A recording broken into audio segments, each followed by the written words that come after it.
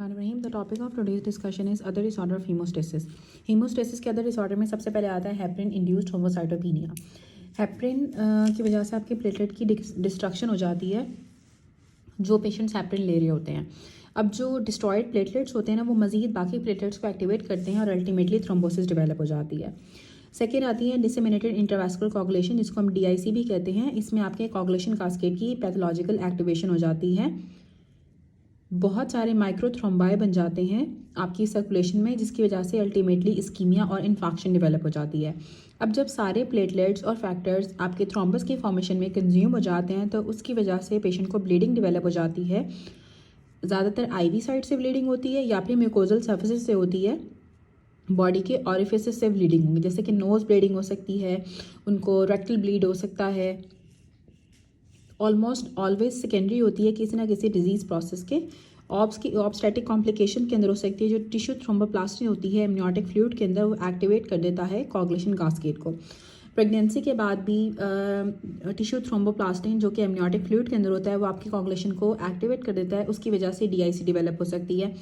Sepsis हो सकता है एस्क्रीशिया कोलाई, ई कोलाई और नेज़रियम मेनिंजाइटिस।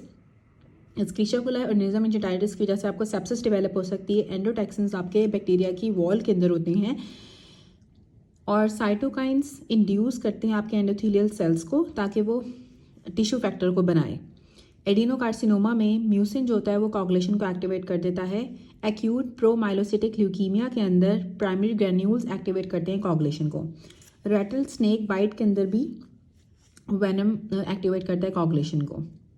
अब ये सारे पाथवेज हैं जो सेकेंडरी किसी न किसी डिजीज़ की वजह से आपकी कोगुलेशन एक्टिवेट हो गई है और अल्टीमेटली आपको DIC डेवलप हो सकती है। ऑब्स्टेटिक कॉम्प्लिकेशन हो सकती है सेप्सिस, ई कोलाई और नेज़रियम मेनिंजाइटिस में एंडोटॉक्सिन्स बनते हैं और साइटोकाइंस होते हैं जो कि एक्टिवेट करते हैं आपके एंडोथेलियल सेल्स को, ताकि वो टिश्यू फैक्टर को प्रोड्यूस करें। एडिनोकार्सिनोमा के अंदर म्यूसिन एक्टिवेट करता है कोगुलेशन को। एक्यूट प्रोमाइलोसिटिक ल्यूकीमिया के अंदर प्राइमरी ग्रैन्यूल्स एक्टिवेट करते हैं कोगुलेशन को। और रेटल स्नेक बाइट में वेनम एक्टिवेट करता है कोगुलेशन को। DIC की लेबॉर्ट्री फाइंडिंग्स में हमें प्लेटलेट काउंट डिक्रीज होता है, PT APTT ज़्यादा होगा क्योंकि कोगुलेशन डिसऑर्डर है। प्लेटलेट काउंट कम हो जाएगा, ब्लीडिंग हो रही है और फाइब्रिनोजन के लेवल भी कम हो जाते हैं। माइक्रोएंजियोपैथिक हीमोलिटिक एनीमिया डेवलप हो जाता है और फिब्रिन स्प्लिट प्रोडक्ट्स आपके ज़्यादा हो जाते हैं, पार्टिकुलरली D डायमर ज़्यादा हो जाता है। जो D डायमर का ज़्यादा होना ही आपका बेस्ट स्क्रीनिंग टेस्ट होता है जो DIC को शो करता है। Derive from the splitting of the cross link fibrin. Fibrin की जो क्रॉस लिंक होती है उसकी स्प्लिटिंग से ये ड्राइव होता है। D डायमर जो होता है वो is not produce from the splitting of fibrinogen. ठीक है, फिब्रिन से बेसिकली प्रोड्यूस होता है D डायमर, फाइब्रिनोजिन से D डायमर्स प्रोड्यूस नहीं होते हैं। DIC की ट्रीटमेंट में हम अंडरलाइंग कॉज को ट्रीट करते हैं, ब्लड ट्रांसफ्यूजन करते हैं, क्रायोप्रेसिपिटेट देते हैं जिसके अंदर कोगुलेशन फैक्टर्स होते हैं अगर नेसेसरी होगा। उसके बाद डिसऑर्डर्स ऑफ फाइब्रिनोलाइसिस क्या होते हैं। नॉर्मल फाइब्रिनोलाइसिस आपके थ्रोम्बस को रिमूव कर देती है जब आपका डैमेज वेसल वॉल हील कर जाती है। टिश्यू प्लाज्मिनोजिन एक्टिवेटर जो होता है वो कन्वर्ट करता है प्लाज्मिनोजिन को प्लाज्मिन में। प्लाज्मिन आपकी क्लीव करती है फाइब्रिन को और सीरम फाइब्रिनोजिन को, डिस्ट्रॉय कर देती है क्लॉटिंग फैक्टर्स को और ब्लॉक करती है प्लेटलेट एग्रीगेशन को। जो अल्फा 2 एंटी प्लाज्मिन होती है वो प्लाज्मिन को इनएक्टिवेट कर देती है। अब डिसऑर्डर्स क्या होते हैं फाइब्रिनोलाइसिस के, वो प्लाज्मिन की ओवर एक्टिविटी की वजह से होते हैं, जिसकी वजह से एक्सेसिव क्लेवेज हो जाता है आपकी सीरम फाइब्रिनोजिन का।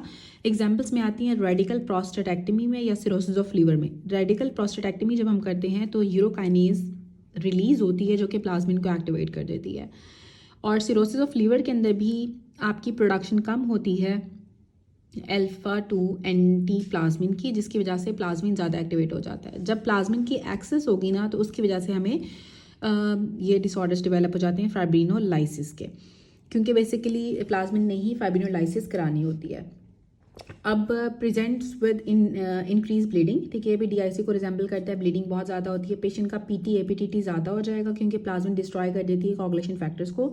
ब्लीडिंग टाइम ज़्यादा हो जाता है लेकिन प्लेटलेट काउंट आपका नॉर्मल होता है क्योंकि प्लाज्मिन ब्लॉक करती है प्लेटलेट्स की एग्रीगेशन को।